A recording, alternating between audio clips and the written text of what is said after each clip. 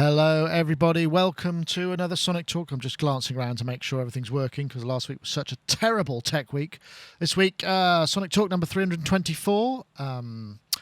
Listening live, we've got a nice fulsome chat room and we've got some guests with us and the stream is alive and everything seems to be working. So, and also, once again, thanks to everybody. The comments of last week's show said, try this, try that. And I did, in fact, if you're interested, you notice my my compressed disc images with none of them working on OS X. But now I'm using Carbon Copy Cloner as suggested, using a sparse image. And that mounts first time and it's all hunky-dory. So thank you, everybody, for letting me know that. As again, this week, the show is brought to you by Isotope. Check out the Stutter Edit.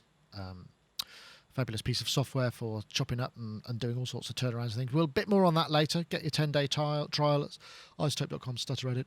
Anyway, we'll now go to our guests because we have some.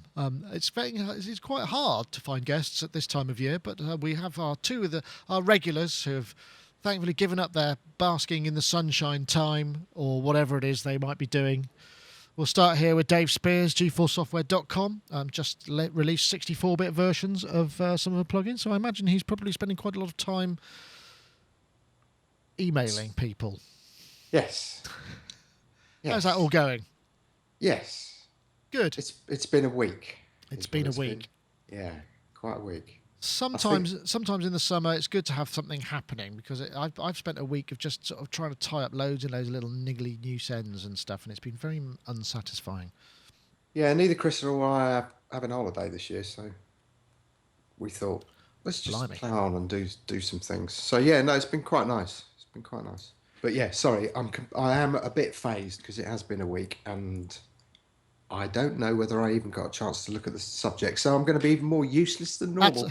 It's all right, mate. Most of them are the ones that we haven't got around to yet from the last 6 weeks.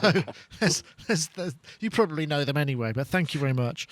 And we also have Mr. Mark Tinley, who is over there in Bedfordshire, likebeing.com, sound artist, and former Audi A5 driver. Are you bereft? You've had an Audi A5 on test, right? I did have an Audi A5 on test for a week, and what an extraordinary car, actually. Yeah, right.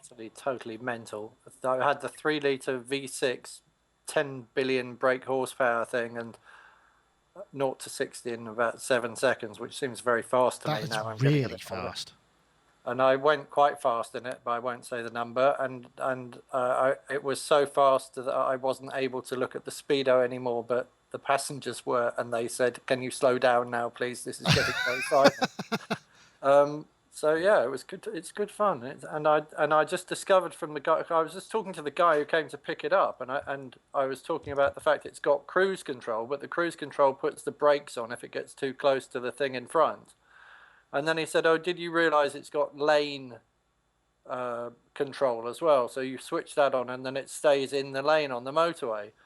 And I said, "Oh, that explains why when I was trying to change lanes on the motorway, it felt so weird because I was trying to like go from the fast lane into the middle lane or whatever, and it felt like the whole car was resisting sort of like, it was good Lord, but I think we're only weeks away from those flying cars they promised us by the sound of it. So sounds like a lot of fun. I don't think I've driven a fast car. According to East, it was 115 miles an hour. Jesus Christ. I don't think it was. I think obviously over 100. Don't tell people. Yeah, but it was on private land, right? Yes, of course. On the Tempsford Air Base. Yeah. Yeah, no, I thought so. I particularly thought so. Absolutely. Anyway, well, thank you for joining us, Mark and Dave, and let's see where we shall go this week. We could start with a couple of things. There's some interesting topics that actually came in from Derek Warren, who emailed very kindly with a couple of ideas. Yeah, better edit that out. I don't know. It's all right. He's understated it by... Oh, no. That's even worse. Okay. Never mind. Let's just stop that. Because anyway, I got an email from Derek Warren. He's a listener for quite some time. It's not always nice to hear from him. And he's basically been asking me what we use for line mixing, because I was talking about last week. I was kind of getting started on a musical project, which I have been doing this week, and I finally kind of figured it all out. I ended up using this. Just because I've got it on test, which is just a Behringer kind of like big knob kind of control station, USB audio interface. It's very simple. And it actually helped it. It was just, I got rid of the mixer from everything, and it was just a much easier kind of process. But generally, in terms of line mix, because, back in the day, we all used to have, you have to mix a lot of hardware synthesizers into something. I know, Dave, you use, well, I don't know whether you still use, because you used to have a Mackie, didn't you? But now there aren't actually that many options in terms of line mixing. I know you've just set up your room, Dave. What have you used to map all your inputs into whatever hardware it is that you're using now? I have. Do you know, this is quite amazing, isn't it? Because there really is a kind of, there's hardly any good quality line mixer stuff around, especially rack mounted stuff, which I needed because of the setup, the various setups that we got. So essentially I got two, Tascam LM8STs, which are really nice and clean. Little single rack mount stereo inputs times 8. So I've got 2 of those, and then over the other side of the room I've got a Mackie little thing, 1402 VLZ jobby. Yes, that runs my funk setup. Did you find that you have to have a particular flavour of line mixer depending? So you've got your esoteric analog has to go into the Tascam, but funk has to be analog into Mackie, right? Yeah, mainly because of the amount of sends on the Mackie compared to the Tascam. You've only got one send and return on the Tascams, but you've got a couple on the Mackie. And I need to have, I've got an auto while on the Clavie, but I quite like that to be on the Wurlitzer as well. And there was something else I wanted to put on. It was either a delay or I really quite fancy a kind of Dimension D. Oh. Can't you just run that on your UAD and sod the latency? Yeah, the latency is a bit of an issue because I'm still on the earlier UAD. But essentially, all of those 3 mixers go into the RME, and then I've got stereo channels on each of those on the RME, so I can just pull in everything, feed it into Logic, and do what I need to do. That's an interesting way to set up, because I think the other thing that you can do if you've got multiple mixers and you've got auxiliaries that are not being used, you can bus out single instruments, and if you plug those into some spare inputs onto your RME, it means that you can sort of take those out of the mix and record them separately as separate instruments, right? Yeah. And one of the good things I liked about the Tascams is that you can gang them together as well. So in effect, you can you basically just come out one into the other if need be. But the way I've wanted this room to work, I think I've said it a million times, is that Chris and I are going to do a kind of live video thing from the room. So we'll do all the prep on the sequences and stuff beforehand, and then we're just going to move between sections. So we need the ability for one of us to plumb into the mix and make sure that the levels are right before we kind of introduce our cacophony. And then I can kind of move over to another one, check that's okay, and then when that's kind of ready for me to introduce some noise into, then I can feed that into the main computer. Okay. Well, so record it via video and audio, and then upload it. Well, that sounds like a great fun. That sounds brilliant. It's something that we do anyway, but it was just this idea of actually it would be nice to record it all again. This kind of, it only exists for one moment in time, particularly with all the modular stuff. Yeah, that sounds great. Do you? I was going to ask you a question then, which has completely escaped my mind. So, are you using multiple busing? Because the Mackie's got an A bus and a B bus, isn't it? When you mute the channel, it goes to the alternative outputs. Do you use that at all? I will, but no, at the minute that's not plumbed in. Basically, I just kind of got a. So through the Mackie, I've got the Wurlitzer, the Clavinet, the Selena, and the Mini Moog, and there's something else that I've completely forgotten that needs to go into it. Oh, no, actually, yeah, that's that. So I've just kind of set that up all basic. What I keep forgetting to do is, because I went out and bought, I've got a beautiful little old Electro Harmonics Y trigger filter that I've had since like 1978. I bought it in America the very first time I ever went, but that's kind of busted. So I bought a Boss Auto Wah thing. Yeah, they're pretty good on the clav, aren't they? Yeah, nice. But I keep forgetting to unplug the jacks. So I am getting through the entire world supply of 9-volt PP3s. I believe it's possible to get a power supply for them, Dave. I should. Yeah, I had to do that for the Giga delay and obviously the Strymon. So yeah. Yeah. Oh, interesting. Well, Mark, what do you do? Do you just go directly into your sound card, or I mean, line mixers? Because there used to be loads of them, didn't there? There used to be some really nice Roland ones, and I think Mackie used to do a line mixer. I mean, you know, you can get a Behringer one, and but there were, it was very much of the time, certainly in the 80s and 90s, when people had massive, great keyboard rigs. Line mixers were everywhere, weren't they? They were. I mean, which question shall I answer first? I'll answer the do I plug into my sound card question first. Yeah. I plug directly into my sound card and have done for some time. I've got 6 inputs on my sound card at the moment, which is the well, it's got some digital inputs as well. So I plug a microphone into it, I plug an electric guitar into it, then I've got a stereo pair which has got something plugged into, and I can't remember what, SE70 I think, and then I've got I use the ADAT Sony Philips digital interface to plug my Roland V-Synth into it digitally, Right. and then I use this Sony Philips RCA interface to plug my Line 6 thing for my guitar into it digitally. So I kind of pick things up digitally here and there. But I've also got a breakout box for an ADAT, 8 analog ins and the light pipe out. So if I want more inputs and outputs, I can just plug that in. I did have a Behringer mixer, just one of the little ones for plugging keyboards and things into. But the thing is, once you get used to plugging everything directly into the sound card, and then you come back a step to plugging things into an analog mixer, you start to realize how noisy they are. And I hadn't sort of, I mean, once you've got a whole load of channels just sitting there sort of half open, you do get quite a lot of background. Well, I mean that certainly is true with the lower cost Behringer stuff. I mean, it's utilitarian. It works great if you've got a good gain structure and you've got very quiet stuff here. It's fine. But I mean, certainly the low end of any of those kind of low end stuff, you're going to be paying.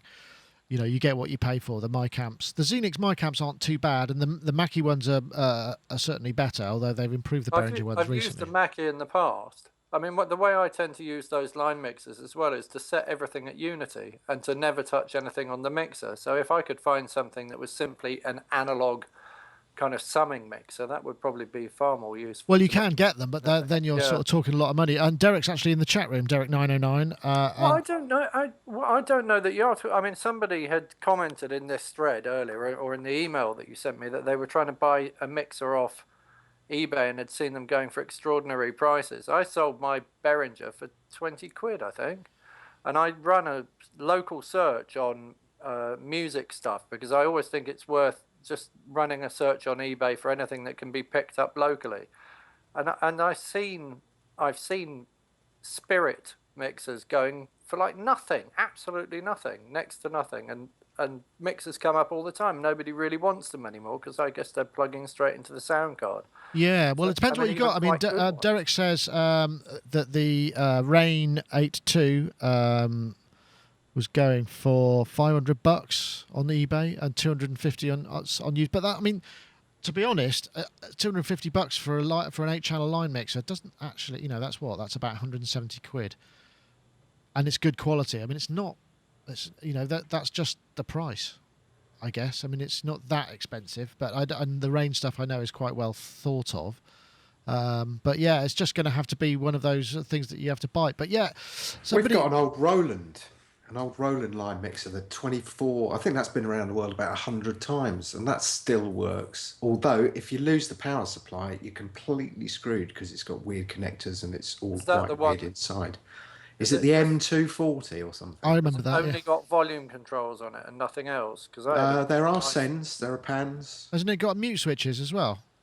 I think it has. Yeah, I remember. I had a really nice Roland one which had like basically little tiny volume controls, like miniature kind of 808 knobs on it, I suppose.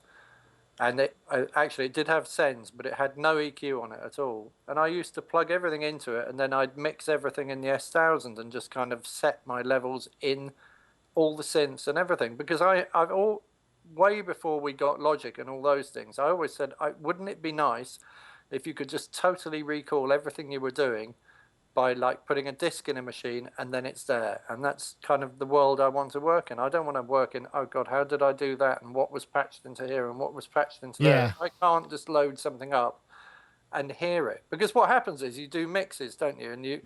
And then a few weeks later you're listening to it and you go, you know what? If the vocals had been 1 dB louder, it would have been much easier to hear them. Actually, not in my case, because I mix vocals really loud. Maybe if the vocals had been 1 dB quieter, it would have been much nicer for everyone to listen to. And then I want to be able to go back to it, move that fader, and then reprint it and come up with a new version of it. Not to have to go back and go, oh no, since I've been using this mixer, I've just changed all the trims on the gain inputs and stuff. So you're absolutely right.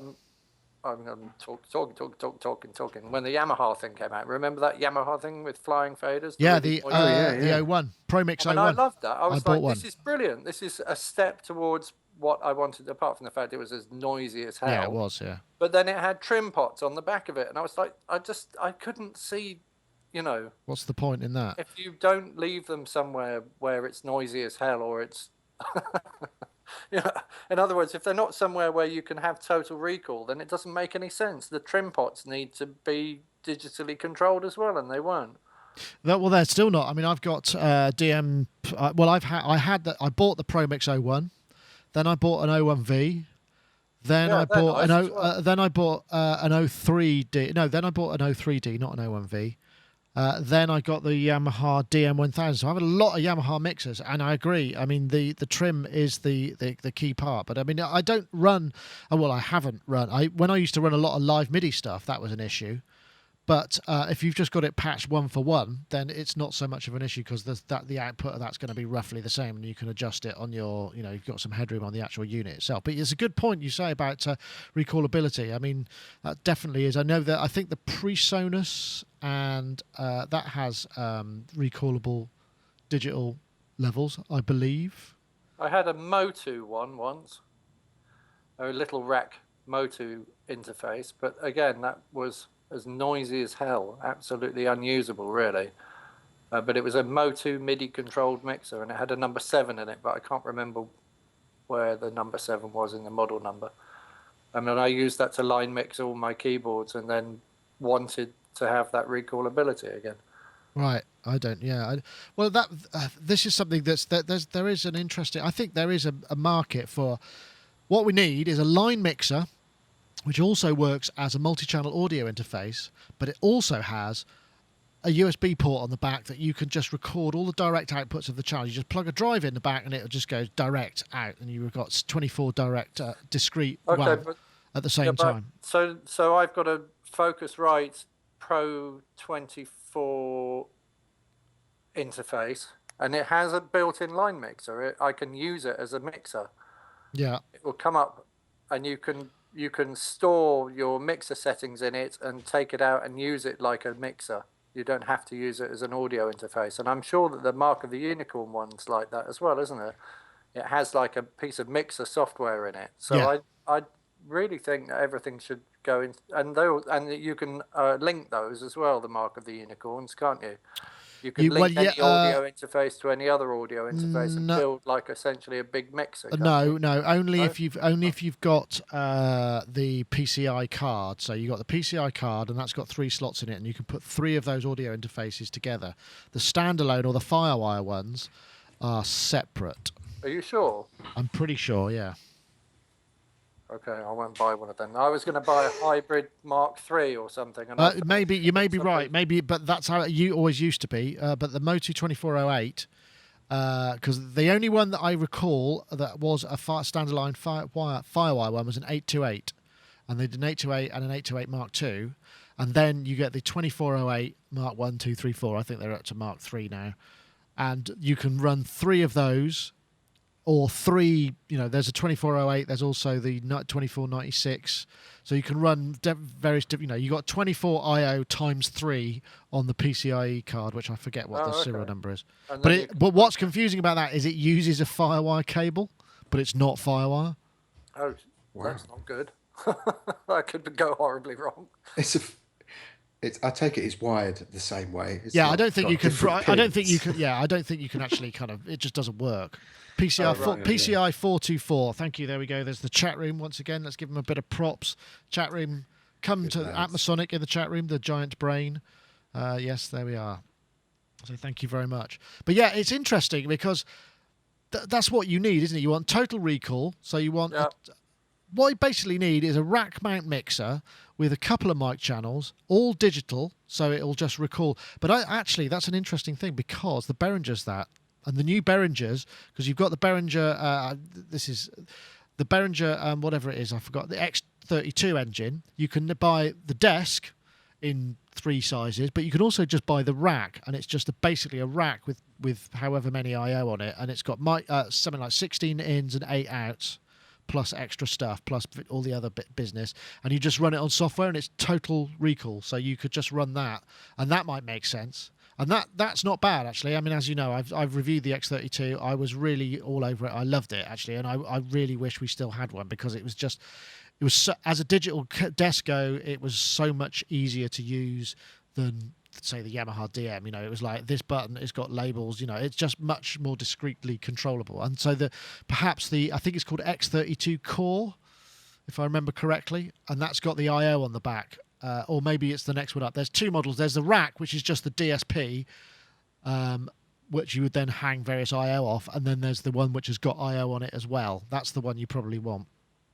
The Behringer stuff, yeah. I mean, it's funny. I was at a studio party a few weeks ago with Andy, should I say, obviously from a house guy, used to all these big Midases and his mega desks and whatnot. And of course, the guy whose party it was has had a few hits, gets loads of stuff played on Radio 1, and is a good producer, great guitarist. And of course, Andy looks in the studio and goes, "Oh God, yeah, but the problem is, it's all going into a Behringer, and it's all, you know, it's got a Behringer patch bay and Behringer compressors and this, that, and the other." And got really snobby about it. And then it transpired that this guy's had like about 20 hits, and I was like, "Really, honestly, who cares?" I know somebody who wrote about 5 albums on the really old Behringer discs and did pretty well out of it. Yeah. They were crummy though. They were very noisy. The way I used to get around that was I had a Roland NS50 noise suppressor, which I just chucked over everything. So everything just sort of went. It did have that slightly fizzy quality to it, yeah. How were your fade outs? What were your reverb tails like? Oh, gorgeous. Of course they were. Well, I bought a very expensive Sony rack mount reverb, actually, which cost me about £1,500. Oh, was that the one that had the wood finish? No, I didn't go quite that far. That was a convolution reverb, wasn't it? I believe so, yeah. I think I just bought the Sony R7. Maybe that's where the 7 was. Maybe it wasn't in the Moto at all. No, I think they're all 4s and 8s and 2s. Well, there we go. We've kind of exhausted that, but I mean, I know Derek was very sort of, yes, but it's for somebody who's not making their living off music. But the thing is, you know, you kind of do get what you pay for when it comes to multiple inputs. Oh, well, anyway. hang on.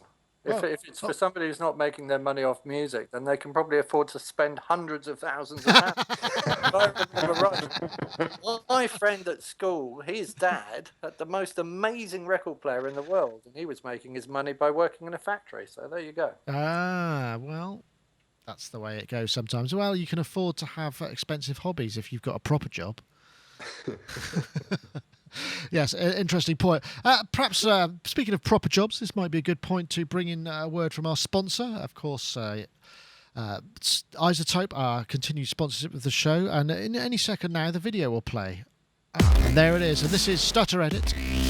This is what we're talking about at the moment. In fact, we have a competition for you at the end of this advert. But this Stutter Edit is an effect that you can play like an instrument. You can play it off a Midi keyboard, remix in real time. It basically cuts up the audio and you can reorder it, and you can get granular, you can reverse bits, you can add filters, distortion, all kind of things. Reinvent your sound and music. Filters, limiters, beat juggling, sonic possibilities, some really complex patches that you can make. And this is in conjunction with BT, who is one of the sort of arch kind of cut-up artists. So you can imagine that he probably wanted quite a lot of it to do some pretty fantastic things. So basically, you know, you can now get hold of this. There's a 10-day free download. You can get this from isotope.com/stutteredit. Download it, check it out, see if it'll do what you want it to do. You play it off a keyboard. I mean, it really is a great fun. I remember reviewing it and having a whale of a time with it. So do download it, and I really do think you should. So once again, we thank Isotope for their sponsorship of the show. And there is a competition. We didn't have one last week, but this week we've had a question. This is from Isotope themselves. What Isotope would like to know is can you share your favourite unorthodox sound trip or trick? And that's something that's sort of really odd that you perhaps do. Obviously, we have trade secrets and what have you. I think Dave's reaching for the vocoder there. Leave that in the comments. Describe, what's your nifty sound design trick that you use. Leave it in the comments either here on sonicstate.com or via the YouTube video, which will be on YouTube, of course. And just let us know. And then we'll pick a winner, and the Isotope Fairy will bestow a copy of Stutter Edit into your email account box thing. So once again, we thank them for sponsorship of the show. I've had a revelation now. Ah, have you? I have. You've seen the light.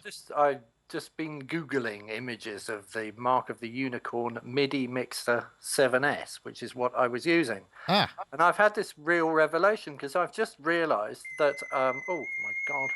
Ooh. Sorry, that's mine. I've just realised that the Mark of the Unicorn with the orange head on them, the Mark of the Unicorn with the orange head, is the same company as Motu with the blue motif. And I've just kind of gone like, oh God, I hadn't sort of realised that they were the same company. So the latest MIDI interfaces and stuff must be an evolution of those original MIDI Mixer 7S's, which were quite noisy. Ah, okay. Well, there it's interesting. There is another part to the question, which was, audio, which is MIDI interfaces too, because obviously, a lot of USB audio interfaces come with a bit of I/O, but I mean, there's pretty much only one game in town when it comes to if you want a lot of I/O, and that's Motu again. Motu are kind of pretty much, for lots of interfaces, and they do. I've still got an old Mark of the Unicorn one, which is on ADB or Serial, which I could never use, obviously, because there's no way I'm going to get to that. But that was 8 in, 8 out. And for those of us with large MIDI rigs, I mean, those are pretty much the only game. I don't know if you know anything else. What are you using, Dave? Are you on Motu interfaces for your stuff? No, I'm still on the old AMT8. Oh, the Uniter. Yeah. I've used that. I mean, that's just been flawless for, well, how many years? Like 15 years or something. Is that the one that's but they got USB and serial connections? Yeah, I think it has. Obviously, I've just got it USB'd into the Mac Pro. But I mean, honestly, I had one go down. I think it was just a power supply issue, and because I use it like every day, I mean, it has stayed on 24/7 for probably 10 years. And I just went straight on eBay and bought another one. It was like, sort of 70 quid or something like that. Buy now. I just thought, yeah, got to have it. And then while I'm using that, I can get the power supply repaired on the other one. Hasn't it got some kind of MIDI timing thing going on in it? Because I remember when we first got one, it just screwed everything up and everything was out of time, and I couldn't ever get it working. No, it's been amazing, really. Here, I mean, to be honest, right at this moment in time, I'm not using a huge amount of MIDI. I've obviously got the Master Controller keyboard, which has again been the JD800 for 15 years. It's on 24/7. It's never even hiccuped. All the faders still working.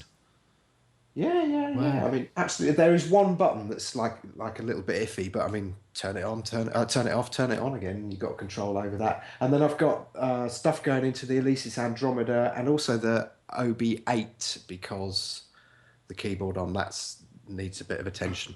Ah, okay. So yeah, not a huge amount going on, but are you using any MIDI to CV stuff? No, not as yet. I mean, really, at the minute, everything.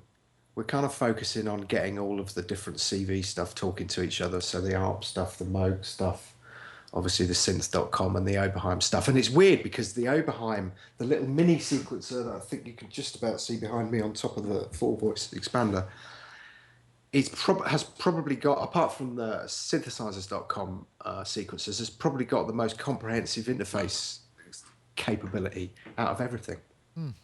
Stunning, really. But you don't want to go there. Honestly, kids, you don't want to go there. It is a headache, and it's just obsessives like us that get involved in this.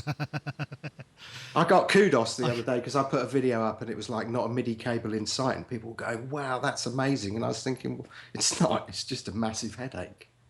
Yeah, well, I must admit, I mean, while I've been doing this the work here, I've been using the Jupiter. I tried to limit my sound palette. I just thought, right, I've got this, Native Instruments complete that came, and I thought, right, I'm going to just kind of go. I've got one drum kit, one bass sound, and then I'm going to make everything else on the Jupiter because that's just over there, and it's easy to.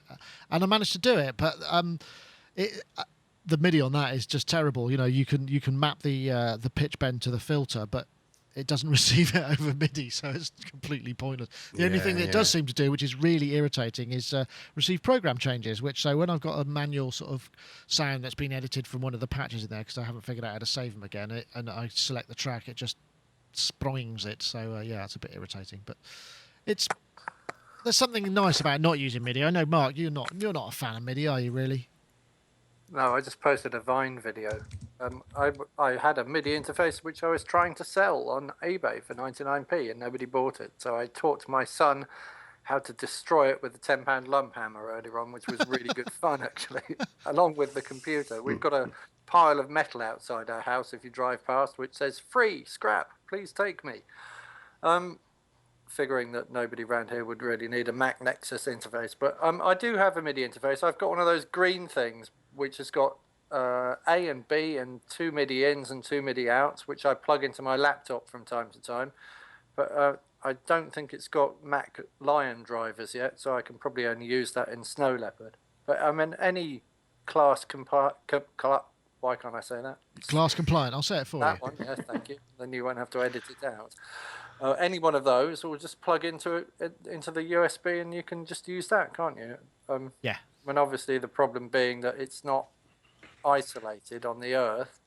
So that's an issue, particularly if you've got MIDI and audio connected to the same machine. The old stuff doesn't have that USB isolation, which more modern ones do, because you get this terrible ground loop, which is one of the reasons that MIDI was optocoupled, because the ground loop thing.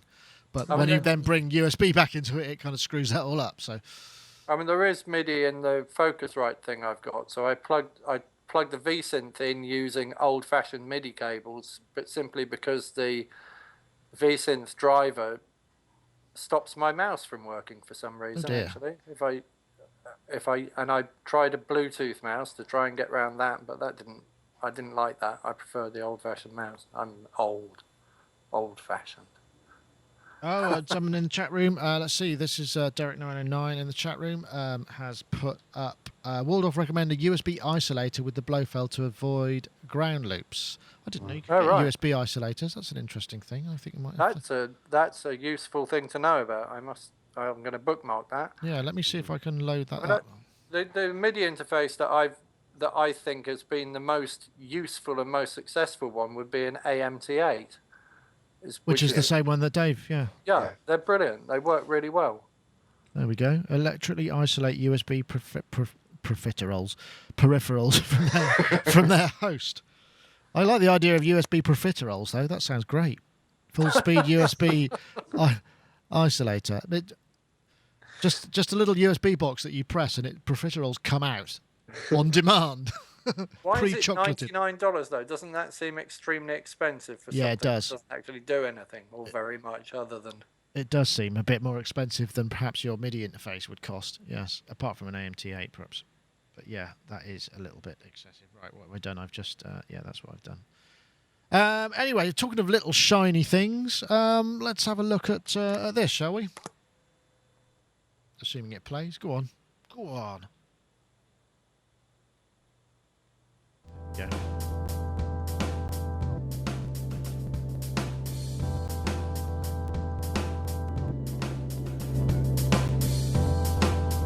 This is, of course, the Leap Motion, which we trailed several years ago, is finally shipping. You can buy it, it's pre-order. I think it's gone out to places like Best Buy and stuff in the States. So, big numbers we're talking about. They've sent loads and loads of them out. People have been sending them to...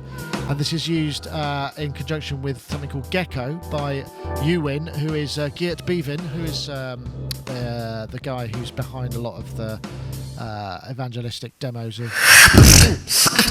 This is him. This is Electro Human.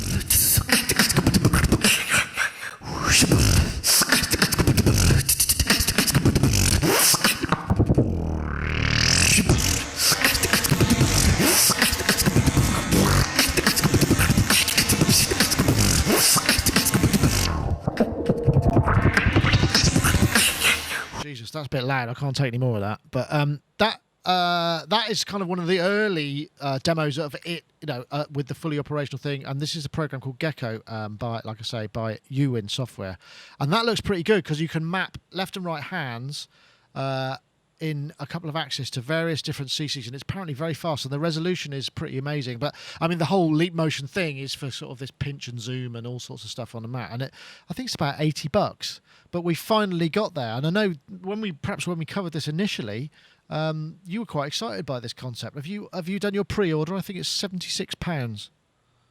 Mark, Me.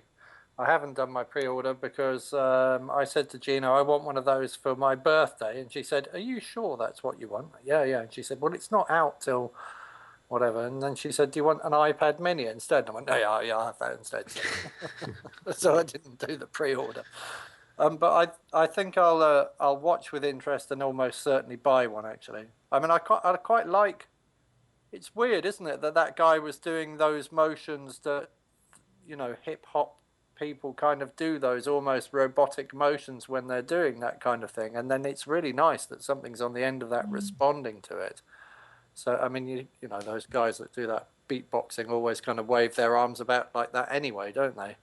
Maybe they've all known about this for years. And ting. Exactly, yeah. Yeah, it looks pretty interesting. I mean, the resolution is apparently very high. They've improved that considerably. I mean, they got something like, I can't remember, it was either 75 or it was either tens or hundreds of millions of dollars they got in VC funding. So obviously somebody's kind of thinking this is going to be the way forward. It's quite interesting.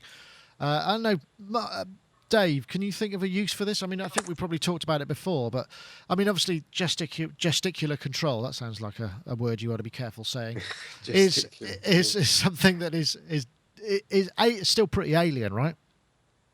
Yeah, it's funny because the videos that I looked at over the last couple of days, everyone's using it like a D-beam controller. Which you could just MIDI map out of your synth, couldn't you? And mind you, it's quite cheap. Yeah, of course. I like the one. I've just been trying to find out what there was the video with the guy, and it had the screen, and he was doing this, and all the fishes were kind of swimming away, and it was called something great like felching, but it wasn't felching, obviously. Wow, gesticulation and felching. These are two words that probably should not. Well, maybe gesticulation can make it into the show title, but that would probably be very bad. No, I don't know. I expect that I'll see something that will blow me away. And I do know an awful lot of people who have ordered them and they are working on them. And I suspect I'm going to see something there that I'll go, oh, yeah. But for me, I haven't had that kind of eureka moment yet. It is funny, yeah. There's a lot of comment in the chat room about, even with the B-Deam, you feel like a complete dork using it. I paraphrased that because obviously the word I wanted to use was perhaps not so. And there is this sort of aspect of this sort of like, I'm a sort of ninja wizard that needs, and there is a little bit of a kind of, you've got to be comfortable with yourself to be able to get away with that, really, haven't you? Yeah, I don't think it doesn't work when you've post fully. The D-beam's a pain in the proverbial parts, really, because the two things I remember about, I've got a V-Synth which has a D-beam on it, which is nice, and I've got a 2-tier keyboard stand, and the V-Synth is the bigger synth, so it's on the bottom. The smaller synth on the top interferes with the D-beam, and Roland, bless them, have programmed all of those nice patches to include the D-beam because they want to show it off. So I flick through some patches and I go, okay, I'll try this sound on my song, and whoa, that's really out of tune. What's happening? And then I have to go and turn the D-beam off because I sort of realised that the synth above it on the rack, it's interfering. It's interfering. So even worse than that, when I was working with Nick and we were on tour, Nick had a V-Synth and I didn't put anything in the rack above it except the lighting and stage guys pumped loads of smoke onto the stage and it started playing itself. Oh, no. So they don't work too well with dry ice or smoke. It's, not recommended. Oh, how disappointing. You had a whole video planned. Did you? No. It is weird though, isn't it? It does look, I don't know, I always felt uncomfortable with the D-beam because it does look like a kind of a rally from about 1939. Yes, yeah, you are kind of you have to do this a lot, don't you? Which Yeah. doesn't generally look so good, perhaps if you're playing in the wrong part of the world. It really didn't. But there is one really, really excellent YouTube video of Jem Godfrey using the D-Beam controller, and he's got loads of Peter Gabriel samples. He's obviously using the Roland sampler thing with the D-Beam in it, and it's really, really very cool. He is the only person post-40, I think, who can get away with it. Ah, well, that's fair enough. But the Leap Motion has a lot of uses, potential uses anyway. I mean, it's interesting that the thing is everybody's buying one because they want to see what it's like, because it's priced at just the right. So they'll sell tons of them, but will they ever be used? It's going to be one of those things that people buy and then just kind of go, oh yeah, that I had to turn it off because every time I reach forward to kind of read something small on the screen, my computer does something unusual that I wasn't expecting, or whatever it may be. You know, it's that sort of thing. Is yeah. Do you want me to do something now? No, not now, not now. Yeah. I mean, it depends how well it gets integrated. It depends which software developers pick it up and go, hang on a minute, we could do this with it. And then somebody can do something clever with it. I mean, ideally, what needs to happen is for Apple to buy it and put it in their laptops, isn't it, really? So that when I'm using my Apple laptop, every time I reach into the space between the screen and the keyboard, I can do a whole load of other stuff which I wouldn't normally be able to do. Yeah, and well, that's Apple true. integrated in the same way they integrated touch screens into the iPhone, and suddenly that became like a cool thing to have because somebody really thought about how to use that technology. Yes, I suppose so. I mean, the touchscreen thing, that's the thing that's quite interesting, because we forget that, until only 5 years ago, a touchscreen was pretty much, the only thing you got them on Tritons. Exactly. They weren't. They've been around, but nobody got it right. And this may not be the thing that got it right. But I'm thinking, what you need is a special gesture or something that says use it, don't use it, whatever it may be, so you can use your hand to activate it and deactivate it. So you could just kind of, if you do something, then yeah, I'm using it now stop it. So these are the sort of things that are going to have to be required, because I mean, I can see it being quite useful, well, for all sorts of things. It's just a question of whether we feel comfortable with this gesture part of it, because I mean, I'm doing it now, but normally when I'm speaking, I'm not gesticulating for the podcast. Well, maybe I do. I haven't really thought about it, but now I'm talking about gesticulating, I seem to be doing it a lot. But it's a natural thing for speaking, so there's no reason why you could maybe use it in conjunction with something that requires you to talk at your computer at the same time. Maybe there's an application there. I do it when I do our YouTube videos. Normally, I start from a voiceover perspective, and then I film the stuff depending on according to what I want to say. And exactly as I'm doing now, even though there's nobody in the room, and this is the joke, I'll have a mic here, and I will be talking like this, like I'm actually talking, because it kind of gets the air out of you. And then people walk in the room and think, have you got kind of physical Tourette's? And that's the danger with these things. It's like, when you don't want to bid at an auction, but you just feel this compulsion. You can't help yourself. To go. Yeah. Oh. I mean, I do exactly the same thing. I was making a Vine video the other day with East, and we were doing the front camera, and the two of us were in there, and I was waving my hand around on the edge of the screen, and he said, "Dad, what are you doing with your hand? Why are you doing that? The camera can't see it." And it is an automatic thing. Well, it's iteration, isn't it? No, it's interesting, but I mean, I think if somebody can get an application that can read that and use it into something. I mean, if you imagine, I don't know, actually, that's interesting. That's something perhaps to think about. But yes, I mean, I think as we've talked about before, the touchscreen thing, having your arms extended for long periods of time, is not probably the way it's going to get used. It's going to be used perhaps on a more micro level, perhaps, where you could imagine it's just above your keyboard and you just move your hand up and you wiggle your finger, or you do something simple. I mean, that would be... If they got it really accurate, you could have a guitar with no strings, couldn't you? Apparently it is actually very... I haven't had a chance to check it out. I mean, we don't have one here. Apparently it is very accurate. But yeah, I've heard it is. So you know people who are using them in terms of game for game stuff, presumably, right? I think more a kind of personal experiment stuff at the minute.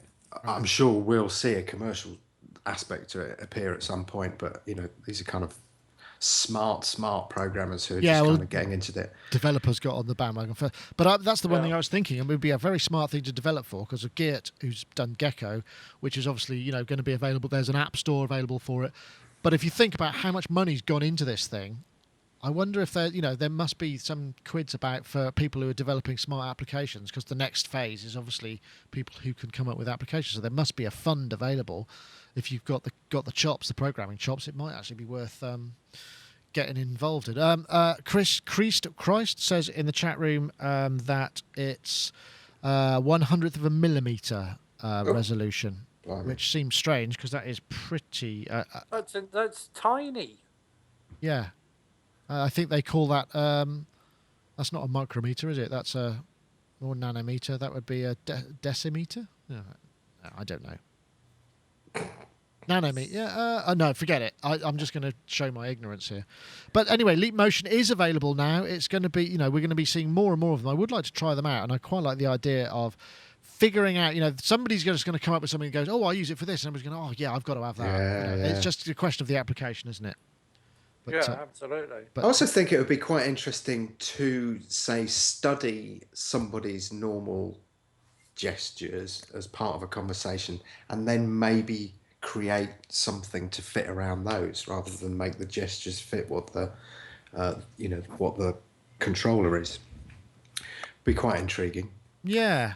I saw something the other day, and there was it was a science program, a kids science program, but they were showing this animatronic face, and it could do 410 different facial expressions, and it could also, they'd got the computer reading this guy's facial expressions, and he was sort of making expressions at the computer, and it was analyzing what he was thinking and feeling. And I thought that was really interesting, because I can't read people's facial expressions at all, and apart from happy and sad, I can do like 2 or 3 facial expressions. All the other 408 or however many there are, I can't do. And I thought it would be useful if I had that, a camera strapped to my head and an earpiece telling me what people were thinking and feeling.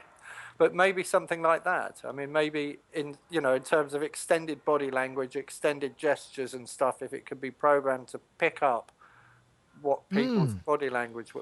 That's really interesting. CR78, yeah. Sign language would be very interesting. Yeah. I mean, you could perhaps use it to teach sign language as well, because I mean, it would read what you were doing. Your hands say no, not like that, like this. I mean, that could be very, very useful too. And also, presumably, be able. Well, mind you, if you can use your hands to sign, you could probably type. But I'm just thinking in terms of, might be something for people who are poorly sighted, just to be able to. It's not going to make any difference, is it? I'm trying to think of a way to connect. Obviously, if you can't see, it's not going to sign language. It's going to be pretty useless as well. It's going to be really fascinating, because they'll come up with a kind of killer app, and everyone will go, "Oh man, I should have thought of that." Yeah. Well, fortunately, they're available, and they're going to be shipping in their tens, if not hundreds of thousands. So keep an eye out for that, and enjoy. There was. Let's have a look at this one, because this was because maybe we can come back to the C24, but I don't want to do another one. So let's have a listen to this. Probably.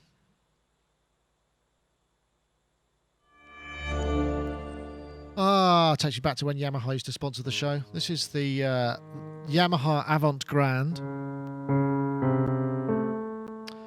Portuguese virtuoso Arthur Pizarro, who's actually proper pianist, and it's a very interesting chat with him about why he likes this. I'm always looking forward to their latest surprise, their latest tweak, their latest invention, and I have to say, this little machine is their latest gift. The beauty of the hybrid instrument is that the touch is the touch of an acoustic instrument, so you have the degree of precise response that you would have.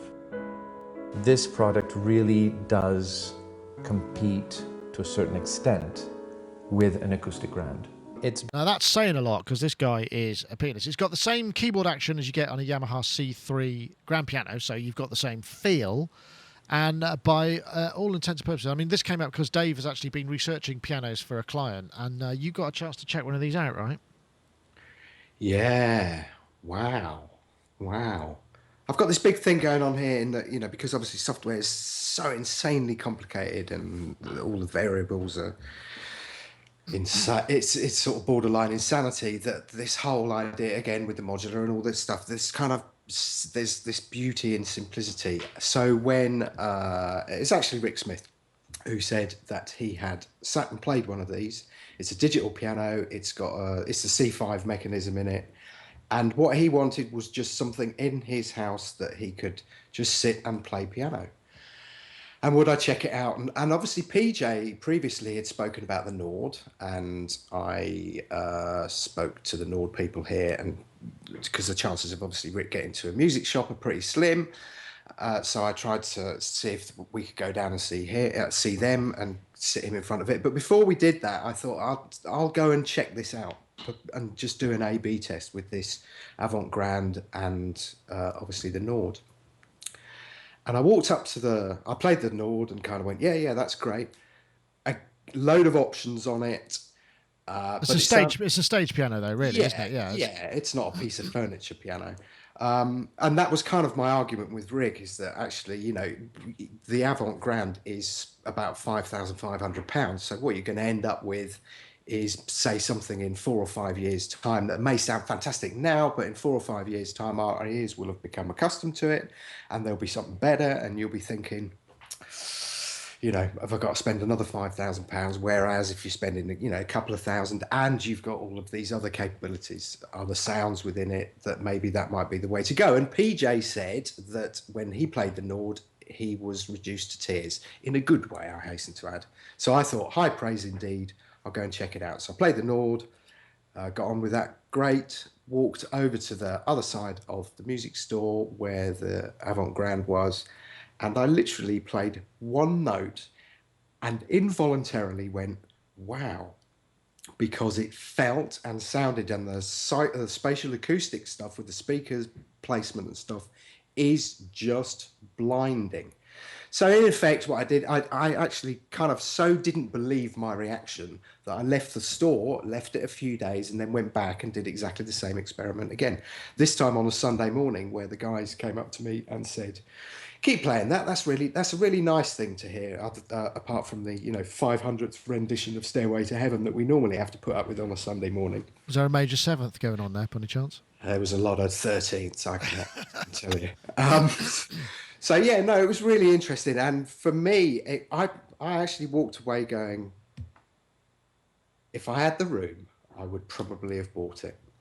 But it was that idea that, so I basically went back to Rick and said, okay, so here's my kind of précis argument, is that the problem I have with the Nord, as great as it sounds, is that there's too much stuff in front of me, whereas on the Yamaha, you've got 5 or 7 sounds or whatever, and that's it. So what you do is you lose yourself in the playing. And if that's what you want this instrument for, then buy this instrument.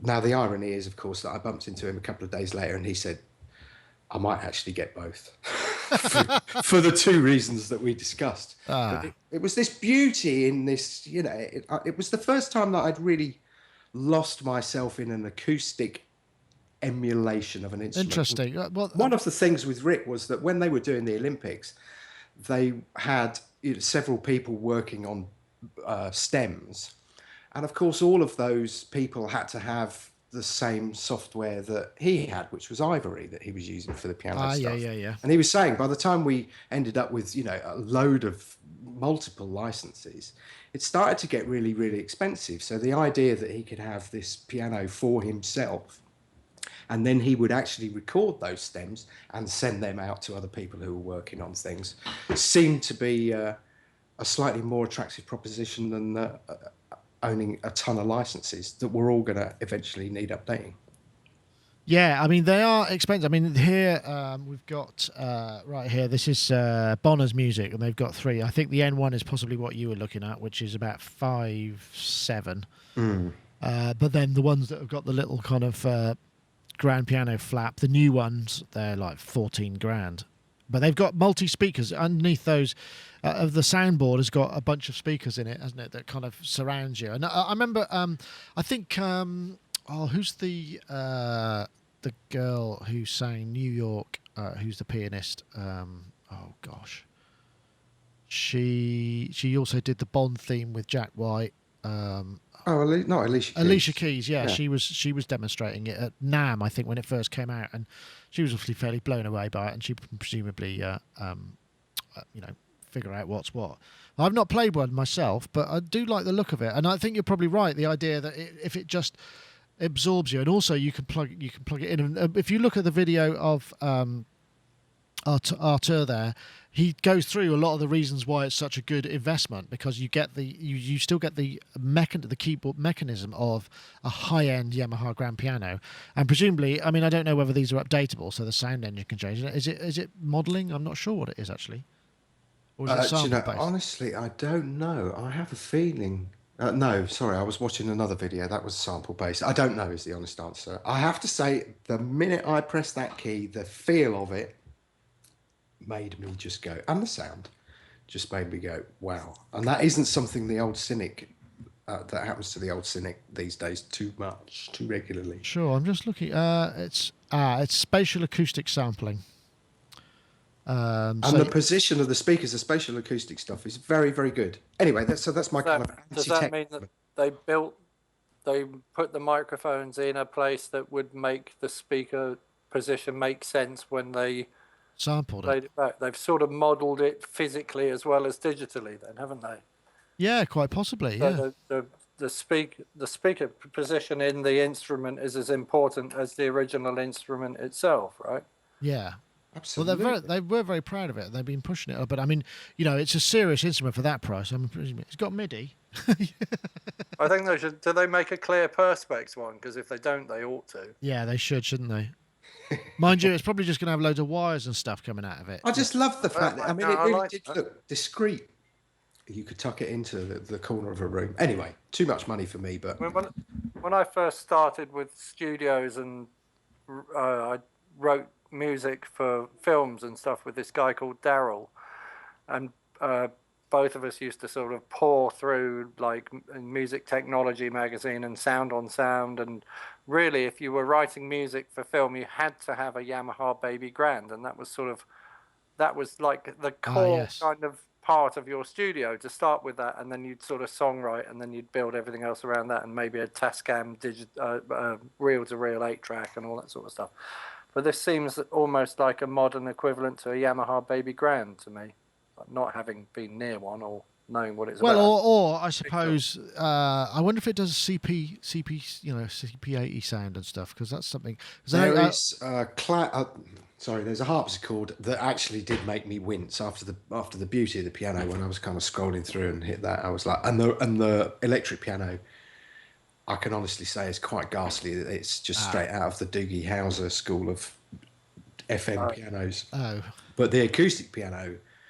Why would they do? Why would they not put anything else that's any good in it? It's bizarre. So then the next question is, if it's that good, when you go to record it, do you plug it in, or do you mic it up? Yes. If it's really good, you might find that you need to mic it up to get the same sound. Well, that's interesting, isn't it? And how would you mic it up? Because because the speakers would be giving the impression of the sound, whereas if you put the mics in the place that you normally would mic up a piano, it probably wouldn't work. Probably wouldn't. That's a very interesting. I wonder whether there is a Yamaha party line on how to mic your Avant Grand. That's a very interesting. No, but it is an important question, isn't it? I mean, it's like that is going to have somebody's going to come across that problem and need to solve it. So I would love to know the answer to that. Brilliant. Interesting. Sonic 3315 in the chat room says the CP7080 sound would be nice if they've got it. Yes, I thought he was saying it was nice, but he's saying actually it would be nice to have. But because I remember there's the CP70, CP80. It's a two roadie job, isn't it? That because Will from Goldfrat bought one several years ago, and I remember helping put it together, and that whole thing where you get the soundboard and you've got to flip it up and then you clamp it out. It's a real backbreaker, isn't it? Have you done your share of lugging those things around, Dave? I nearly bought one. A friend of ours, I've got a feeling it might have belonged to Steve Naive, who was selling it. This is like early 90s, and he was selling things like Jupiter 8 for like £500 or £400. And I think this thing was kicking around for like 300 quid, and I thought, I quite like the sound of those. I'll go down and check it out. And it was packed, so we had to unpack it and set it up. And just in that process, I decided that I never ever wanted one. Yeah, that is. Yeah, it's a backbreaker, isn't it? That's Horrible. the sound. Yeah, no, I'd love to have one of those. That's the sound of Red Rain, isn't it? That classic Gabriel track off. So it's just there's a sound. I mean, it's very. It's weird. It sounds like the strings are actually made of kind of rods rather than strings in it. It's a very peculiar sound. I wonder why it does actually sound so the way it does, rather than more like an actual piano. I wonder if it's down to the pickup. I suppose it must be. Yeah, and probably the body as well, the way it resonates. I mean, it's very. I'm trying to describe the sound. I mean, anyone who knows it will know what it sounds like, but it's very. It's quite metallic, isn't it? Yeah, it is, and it's got a tone. If I'm trying to remember now, because I have seen it, but I haven't played it. It's got tone controls and what have you, hasn't it? Yeah. I mean, again, I seem to remember it being pretty noisy. But yeah, no, it's a definite classic. In fact, we're asked for an emulation quite a lot, but we haven't got one to do an emulation of. Well, I know someone who has. I know someone who has. If you care to, but I imagine. Can you imagine modelling every string and then the body? Yeah, I'm not sure whether I'd really want to go there. Yeah, that would be. I wonder if you could do it in something like Chromophone or one of these kind of modelling, specifically modelling based thing. That would be interesting. Chromophone. Yeah, that AAS thing, which seems to have they just released. Okay, yeah. They just released a new set of Richard Devine, I think, did a set of sort of micro percussion sounds for it, but it's capable of some interesting things. The same sculpture as well, isn't it? You could they should maybe put that in there, which is the Logic modelling synth. Yeah, Which I've yeah. not I'm used still too much. waiting. I'm still waiting for something that does that. Well, actually, does what it says it does on the tin. Because those modelling synths, when you look at the controls, you sort of think, oh, I really want to try that. Yeah, I'll have a piano body on a guitar and I'll start. And they never sound like you expect they would sound at all. And I want one that really does put piano bodies on double basses and tuba. Imagine if you put a guitar neck on a tuba, what would that sound like with strings on it? I mean, it would sound like really interesting, wouldn't it? Because it would have its own resonant. Probably sound kind like a of quality. berimbau, a large banjo. Well, maybe. I mean, well, I'm in the middle of building a gas can guitar, don't you? Yes, of course. Yes. I mean, How's that going? Slowly. I've got the gas can, and I've got a relic. I've got a Stratocaster relic neck. Okay. But now I have to explain to the. I'm not going to do my own welding, so I have to explain to the guy that's going to weld something through the middle of it because he doesn't know anything about music at all. So I need to explain to him why the neck needs to join the body in a certain way and how the bridge height for a Stratocaster and how that should all work. So I need to do some homework before I take the next step. But I went to Denmark Street on Saturday and went in all the old guitar shops. So and I went upstairs in. Oh God, I've forgotten the name of the place now. The place on the end. The place with the polymoog. Well, I went in there as well, yeah. But there's a place on the end which is like Hank's Guitars or something. No, it's not Hank's Guitars. It's the one in Denmark Street that's been there forever and everybody always goes in.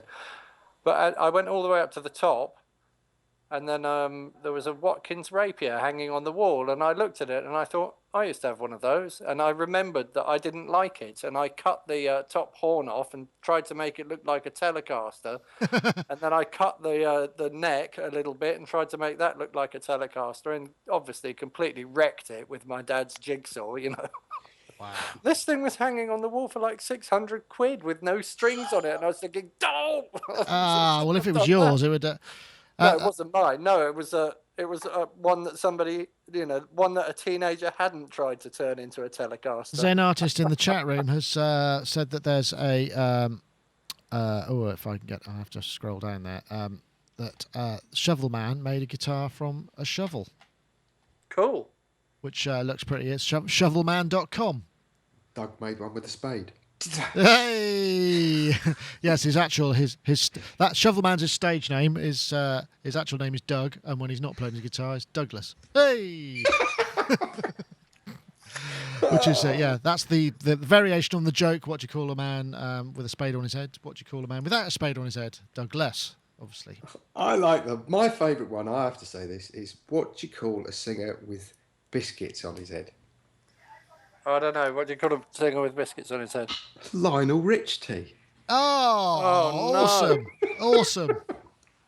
Oh, I'm sorry. That's a great way to stop the show. That's a showstopper right there. That's it. Everyone's left awesome. the chat room. Well, yes. Well, thank you. That was good fun. And let's not forget to enter your competition or go and download Isotope's Stutter Edit, isotope.com Stutter Edit, and also join the competition, which we just want to know your favourite unorthodox sound design tip or trick. Leave them in the comments, and if you win, we will pick it next week, and the Isotope Fairy will bestow a copy of Stutter Edit fully working, not to demo mode.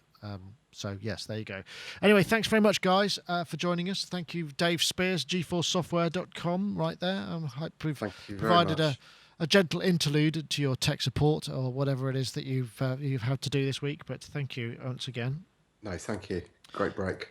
And also thanks to Mr. Mark Tinley right over there, over likebeing.com, who's currently obsessed with shovelman.com, actually. Oh, really? Yeah, that's we've probably started. not look at this anymore because I'll get lost in it. It looks very, very good. Ah, well, we'll have to check that out. Anyway, thank you, Mark, for joining us, and once again, thank you, everybody. That was Sonic Talk number 324. Remember, you can see it live. The video will be up on YouTube, which you'll know if you're watching this on YouTube. But if you don't, you can watch it on YouTube. Live chat room and live stream every Wednesday, 4 p.m. UK time. That's it for now. Thanks very much for watching.